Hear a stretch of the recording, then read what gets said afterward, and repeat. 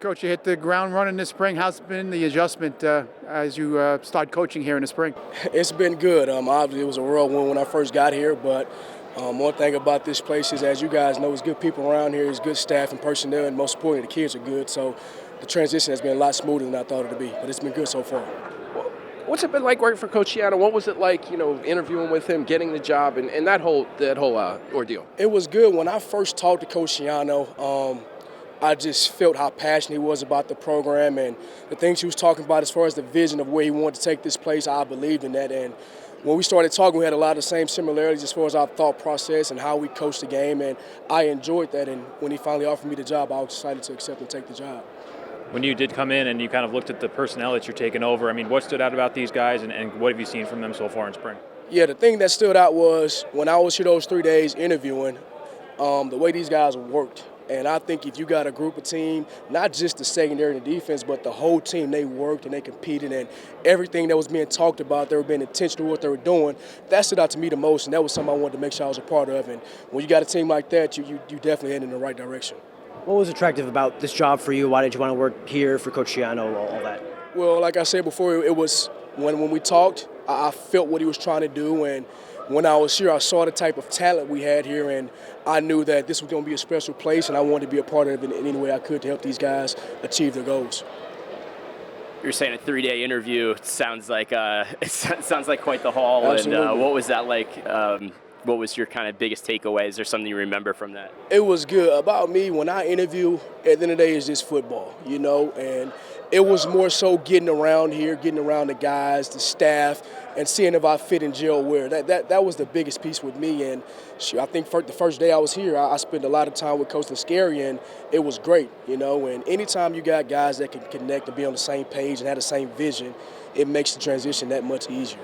Mark, correct me if I'm wrong, but you don't have many connections to New Jersey or Rutgers, but the one connection we could find is that you were at South Carolina at the same time as Chase Dodd. What kind of relationship do you two have?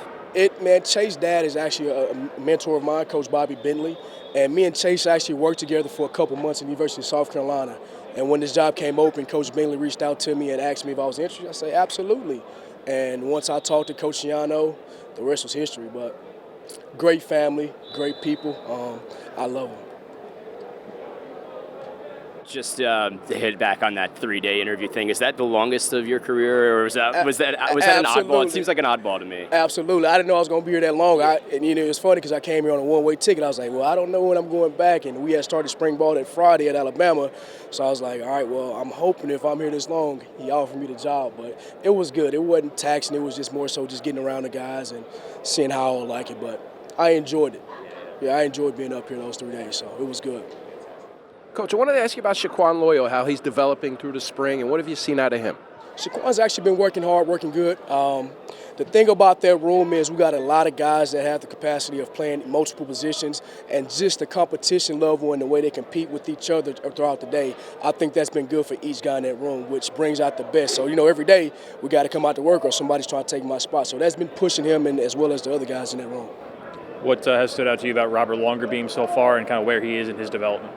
So the thing about Beam is I call him the silent assassin. He don't say much, but he's been developing every single day. You can tell he's being more vocal now, and that's a challenge that we had to the whole room, that everybody needs to start being more vocal, being accountable, and that's one thing that Robert Longerbeam has stepped up doing. And the guys hold him accountable as well, which is always good. Coach, how fortunate to have Max, there and coaching him. What have you noticed? Yeah, the thing that Max does, he practices. You turn on the tape, he practices and he practices like it's a game. And in turn, you see everybody else, the whole group, they practice that same way. Coach has a saying, leaders lead. He's the first one in the drill, and now the next drill, everybody else is trying to get up front and trying to mimic what he's doing. So he's been an awesome pleasure to have in that room. But again, we have a lot of guys in that room that can play for us. I think we got a room that a lot of people don't know about, and I'm excited to see them go play this fall. Mark, kind of building on that a little bit, last time you were a defensive backs coach at Utah State, you had 4 guys all conference. How would you compare that room to this year's room? Yeah, I think it's the same. The thing about that room is all those guys can play multiple positions as well as the guys we have here. And I think the biggest thing, if you got guys that are intentional in what they're doing, they care, they love the game, you can develop all kinds of players wherever you at. It's about teaching and also just demanding it out those guys. And I think we definitely have that in this room here.